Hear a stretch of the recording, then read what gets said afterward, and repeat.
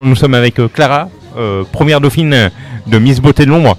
Bon, qu'est-ce que ça vous fait d'avoir cette écharpe ? Je suis déjà très heureuse vraiment d'être la première dauphine. Je ne m'y attendais pas, c'est vraiment une grande surprise pour moi. On s'est donné à toutes durant ce concours, on s'est vraiment supporté l'une et l'autre, on a donné des conseils.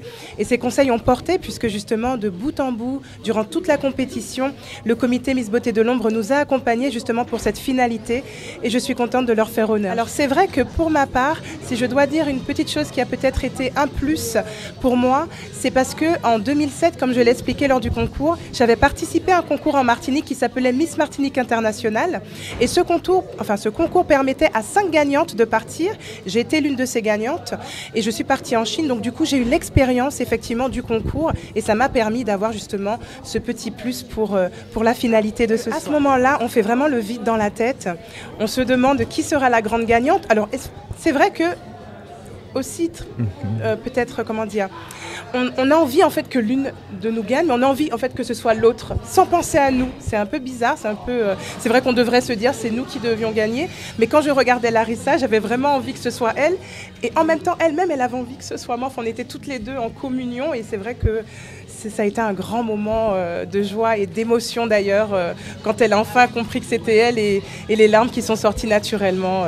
Voilà. Clairement non. En fait, c'est vrai que peut-être aussi que c'est dû à mon âge. J'ai 37 ans, j'ai fait pas mal de petites choses, de concours, etc. Donc en fait pour moi, au contraire, je suis tellement fière d'être la première dauphine.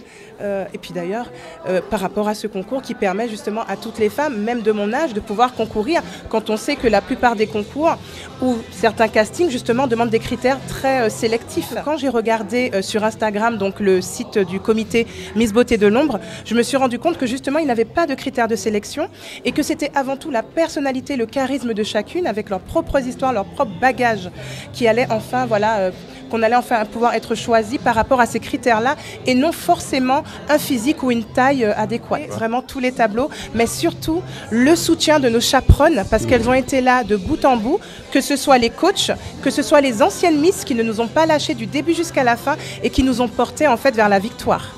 Comme je le disais lors du concours, j'ai 2 passions, donc c'est le chant et la danse. Donc au niveau du chant, comme je l'expliquais, j'ai participé à un concours qui s'appelle Ma Villa du Talent à Saint-Ouen. Ils le font chaque année, ils permettent à des personnes en fait de pouvoir faire part de leurs dons. Donc ça peut être le chant, la danse, et j'ai fini 3e en interprétant la sublime chanson de Mentissa et Bam. Et puis j'ai la danse que je pratique depuis petite, et d'ailleurs depuis 1 an je donne des cours personnel à des femmes qui viennent à mon domicile pour retrouver justement leur féminité et avoir confiance en elles à travers la danse. J'aurais bien aimé d'ailleurs, si on me regarde aujourd'hui, qui sait, peut-être que vous voudrez m'entendre chanter et pouvoir justement passer les castings. Et puis j'ai une autre demande, c'est vrai que comme je fais de la danse, qui sait, peut-être danse avec les stars aussi. Vous allez seconder la Miss tout simplement. Tout à fait, aussi. je vais la seconder au cas où si effectivement elle n'est pas présente, mais surtout on va pouvoir apporter justement ce message pour toutes les femmes qui voudront justement peut-être l'année prochaine elles aussi concourir à ce concours, avoir le courage de foncer, quel que soit effectivement, comme on dit toujours, leur âge, leur morphologie, leur couleur de peau, qu'elles n'aient pas peur d'y aller, de foncer et que justement, elles ont pu voir ce soir que tout était réalisable. Alors moi, je m'identifie effectivement à la première personne qui m'a donné ma chance. Elle s'appelle Moana Saranlu. Vous pouvez la voir aux États-Unis. C'est une femme qui a créé le concours Miss Martinique International et maintenant, en fait, elle est basée aux États-Unis et elle fait des bijoux créoles qui retrace notre histoire. Et c'est vrai que c'est une femme qui est entreprenante, qui est une femme d'affaires. Et c'est cette femme-là vraiment que je tiens d'ailleurs à saluer et qui m'a ouvert d'ailleurs les portes de tout ce qui était concours et qui m'a donné envie d'ailleurs de continuer dans ce sens et de prendre d'ailleurs l'envie aussi de moi aussi entreprendre en donnant des cours à des femmes. Quand on regarde que effectivement il y a 48% plus cher pour les personnes qui sont fonctionnaires, mais pour les autres, ils ont à peine le SMIC et c'est assez compliqué justement de pouvoir faire un panier moyen, parce que moi je suis allée par exemple il y a 2 ans aux Antilles, un seul petit panier m'a coûté à peu près 200 €. C'est quand même excessif. Quand je vois ma famille qui trime énormément, c'est très excessif. Donc on espère vraiment de tout cœur que le gouvernement va bouger. Moi j'ai des amis d'ailleurs qui sont pompiers, qui travaillent là-bas, qui voient la difficulté des choses, qui sont confrontés à toute cette violence, etc. Mais on ne lâche rien, j'ai confiance en ce peuple martiniquais et je sais qu'on va trouver les bonnes solutions et on va leur montrer qu'on va y arriver. J'ai tout mon soutien pour vous. Tout à fait. tout ce qu'on pourrait me souhaiter, c'est que mes projets puissent aboutir, que le comité et moi, nous puissions travailler main dans la main et que cette aventure ne fait que commencer. Après la Miss, nous sommes avec la deuxième dauphine de Miss Beauté de l'Ombre, Alicia. Alicia, bonsoir. Bonsoir. Bon, alors qu'est-ce que ça vous fait d'être deuxième dauphine? Alors très contente et très surprise pour le coup de finir deuxième dauphine. Quand j'ai fait ce concours, c'était principalement pour développer ma confiance en moi et pour faire une nouvelle aventure, découvrir de nouvelles expériences et de nouvelles personnes.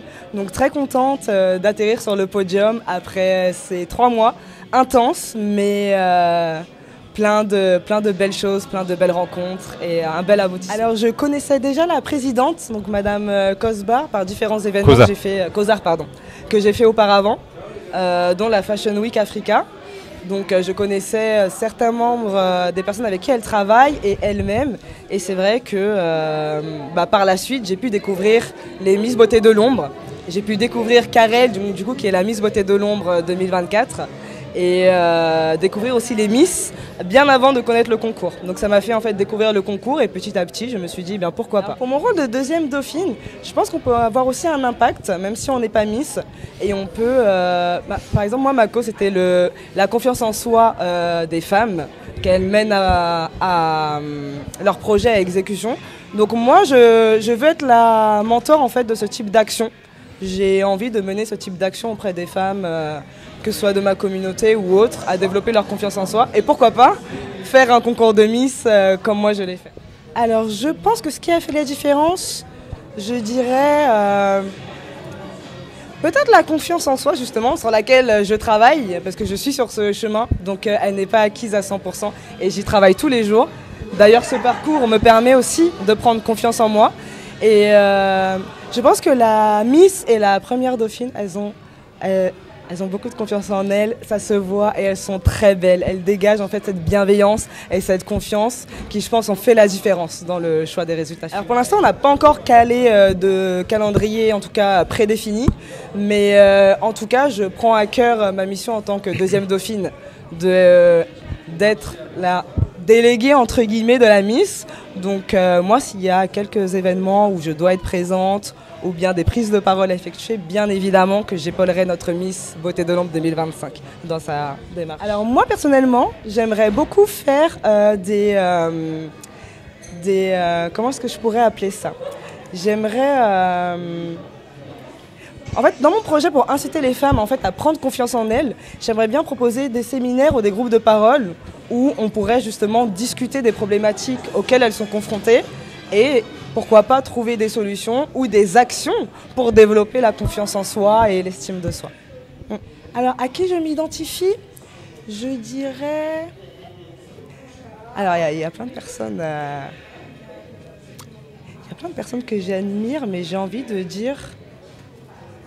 Question difficile. C'est une question difficile. J'ai du mal à... J'ai plein de femmes en tout cas.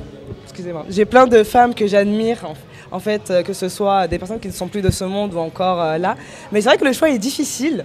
Mais je dirais, là tout de suite, je dirais Simone Veil. Simone Veil, en fait, c'est une personne que j'admire beaucoup. Pour sa force, sa persévérance et surtout pour ce qu'elle a fait pour l'histoire des femmes et pour tous les droits en fait, qu'elle a combattus pour qu'on puisse accéder par exemple à l'avortement. Un droit d'ailleurs qui est aujourd'hui révoqué dans des pays du monde et je pense qu'il est important de mener ces causes de front. Alors moi j'adore le sport, je suis très sportive et une de mes passions aussi c'est la beauté. J'adore tout ce qui a trait à la beauté, donc que ce soit maquillage, coiffure, des choses comme ça. Et ma troisième passion, c'est la nature. Donc j'adore la nature, les animaux et je suis engagée moi auprès d'associations environnementales. C'est quelque chose qui me tient particulièrement à cœur. Et oui, avec grand plaisir, ce sera un rêve même de rencontrer la Miss France actuelle. Même si l'élection a lieu très bientôt pour la nouvelle Miss France. Mais ce sera un très grand honneur et un très grand plaisir. Alors je pense qu'on échangerait... Déjà, moi, j'aurais envie d'échanger sur le concours Miss France parce que c'est le concours qui nous fait toutes rêver, nous, en tant que petites filles. C'est par ce concours qu'on découvre les concours de Miss et je pense que j'aurais plein de questions à poser sur tout le parcours Miss France. Mais au-delà de ça, j'aimerais savoir un peu plus les actions qu'a la Miss France. C'est vrai qu'on voit à peu près ce qu'elle fait, mais dans toute l'année, je pense qu'il y a des actions qui ne sont pas vraiment connues du grand public et je pense que c'est intéressant de pouvoir discuter à ce sujet et de ce qu'elle a fait dans l'année. Voilà. Eh ben, écoutez, merci beaucoup. Et puis, comme vous aimez les animaux, Oui. j'espère vous voir au Salon d'Agriculture Ah, ce serait avec au plaisir. mois de mars. Ce serait avec grand plaisir. Bon, c'est noté. Je Merci. vous remercie, au revoir.